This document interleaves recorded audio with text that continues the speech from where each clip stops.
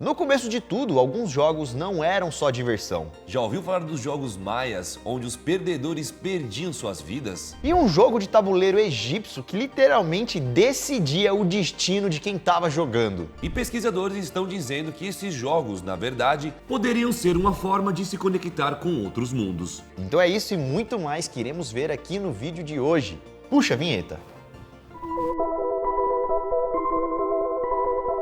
Entre os achados mais curiosos do Antigo Egito, existe um objeto que sempre aparece: o tabuleiro de Senet. O Senet era um jogo muito famoso, que apareceu até nas tumbas dos faraós. Inclusive, deuses como Osíris e Ra são retratados jogando esse jogo. Mas a pergunta é, será que esse jogo era só um passatempo mesmo? Segundo alguns pesquisadores, esse jogo Senet simulava a jornada da alma após a vida. As últimas casas do tabuleiro indicavam obstáculos e passagens do submundo egípcio. As peças simbolizavam a luta entre ordem e caos, vida e morte. E o que no início era só um passatempo, se tornou um ritual egípcio com várias simbologias. Então, além de um jogo recreativo, ele também se tornou uma ferramenta espiritual, simbolizando a transição da alma para o além. Eles também acreditavam que quando alguém falecia, a sua alma tinha que passar por uma jornada final, tendo que jogar Senet contra o deus Ra. E se vencesse, a alma poderia agora entrar no paraíso. Mas e se ela perdesse? E aí, você teria coragem de jogar esse jogo? Eu não.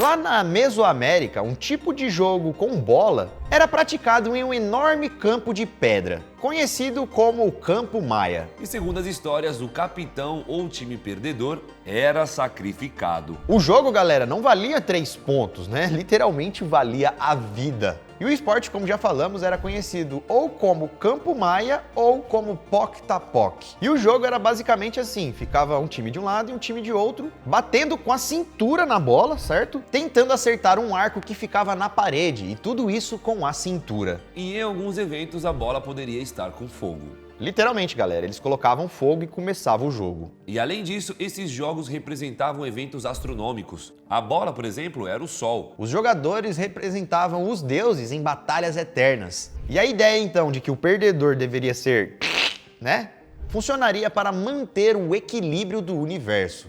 É, tipo, o mais fraco sai, entendeu? O mais fraco perde. Ou seja, esse jogo não era só uma disputa, era um jeito de falar com os deuses e representar o destino do povo, literalmente. Esse jogo aí é pior do que muito joguinho online, hein? E se a gente comparar esses jogos antigos que a gente acabou de citar com os jogos de hoje? Será que ainda existe essa questão de ser mais do que um jogo? De ter alguma coisa envolvida por trás? Hoje, a maioria dos jogos são digitais, rápidos, visuais e muitas vezes solitários. Por exemplo, qual foi a última vez que você trocou ideia com seu amigo de infância? Aquele que você sempre se encontrava online para jogar um game. Talvez você se afastou com o tempo, novos caminhos surgiram. Porém, tem um lugar onde todos os brasileiros estão se encontrando. Um tipo de comunidade, galera, está surgindo e ela vive dentro de um jogo.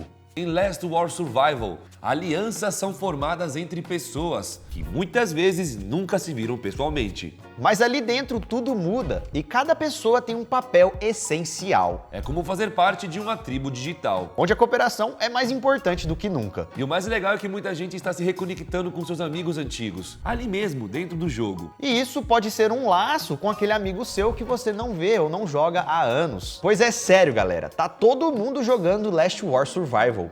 O jogo é de estratégia multiplayer e a cooperação é essencial.